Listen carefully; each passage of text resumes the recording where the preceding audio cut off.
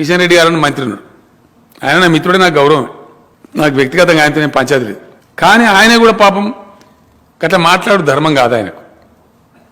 Budget నడడం నేను అర్థం చేసుకోలేదట. నేను ఈయనకి ఏమర్థమైందో ఈ మహాత్మునికి నాకు అర్థం కాక మీరే రాసిన పేపర్లలో నాకు సరిగా అవగాహన చేసుకోకుండా మాట్లాడేమాట.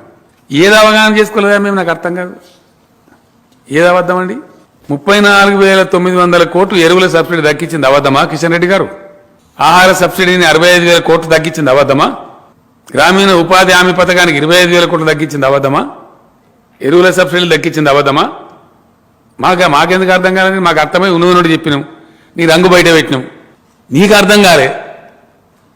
ఎవరికి అర్థం కాదు? కేసీఆర్కా కిషన్ రెడ్డికా?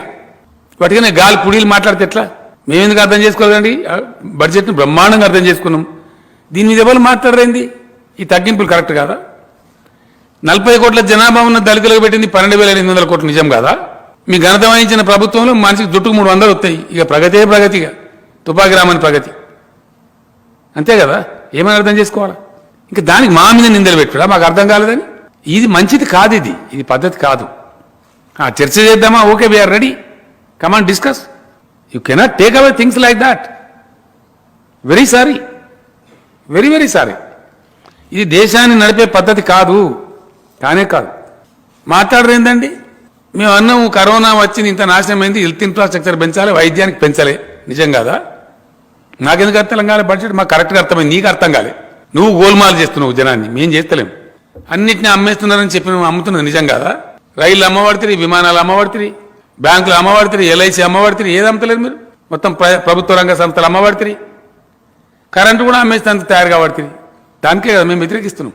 పేరుకు విద్యుత్ సంస్కరణలు, దాని పేరు ప్రైవేటీకరణ. ప్రమాదం ఏంటంటే దానిలో ప్రైవేటు డిస్కమ్లు వస్తాయంటే ఉన్న డిస్కమ్లు ఉడగొట్టేసి, అంటే వాని దయగా వాడు ఏం ఛార్జ్ విధించినా మనం కట్టాలి. మీరు కూడా బలవుతారని చెప్తున్నా, గ్యారంటీ మాట. కంప్లీట్ ప్రైవేట్ చేతిలో పోయిన తర్వాత ఏముంటుందంటే మన ఇష్టం, మన దయ. ఇంతకైతే ఇస్తా లేకపోతే లేదంటాడు.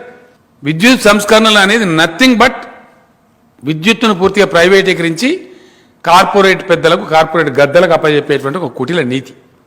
దానికి మేము వ్యతిరేకిస్తున్నాం.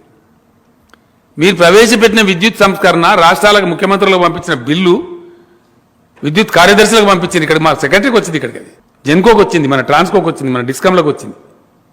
మీరు పంపించింది ఏంది? దానిలో ప్రస్ఫుటంగా మీరు ఏం చెప్పి మీకు ఇచ్చిన కాగితాలు చూడండి దయచేసి.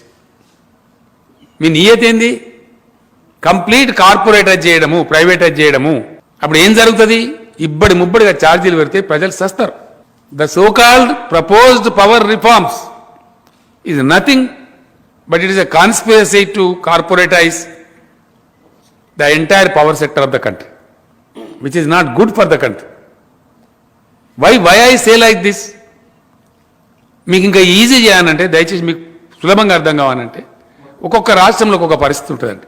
నా రాష్ట్రంలో నీళ్లు కిందికి ఉంటాయి, నా వ్యవసాయ భూమి పైకి ఉంటుంది. నేను లిఫ్ట్ చేసి తెచ్చుకోవాలి. నేను ఫ్రీ పవర్ ఇచ్చుకుంటే నీకేం బాధ, నీకేం కడుపు నొప్పి? ఒకటి. నా రాష్ట్రంలో నేను సమైక్య రాష్ట్రంలో నష్టపోయినా, పేదలు ఉన్నారు, నేను లాండ్రీలకు ఫ్రీ కొద్దిగా సబ్సిడీ మీద పవర్ ఇచ్చుకుంటున్నాను. బార్బర్ స్వాప్స్కు, సైలూన్స్కి ఏదైతుందో నేను సబ్సిడీ మీద ఇచ్చుకుంటున్నా. ఎస్సీ ఎస్టీలకు నేను సబ్సిడీ ఇచ్చుకుంటున్నా. కొన్ని యూనిట్ల వరకు 200 యూనిట్ల వరకు ఫ్రీగా ఇచ్చుకుంటున్నాం.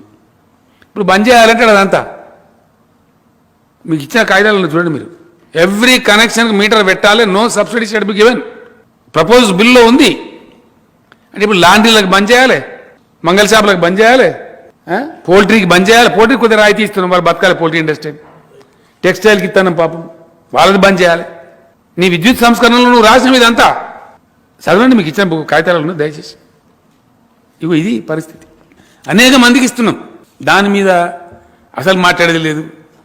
మాకేదో అర్థం కానట్టు, మీకు అర్థం కాలేదు, మీకు ఇది కాలేదు అని అడ్డం పొడుగు మాట్లాడు, పిచ్చి పిచ్చి మాట్లాడు.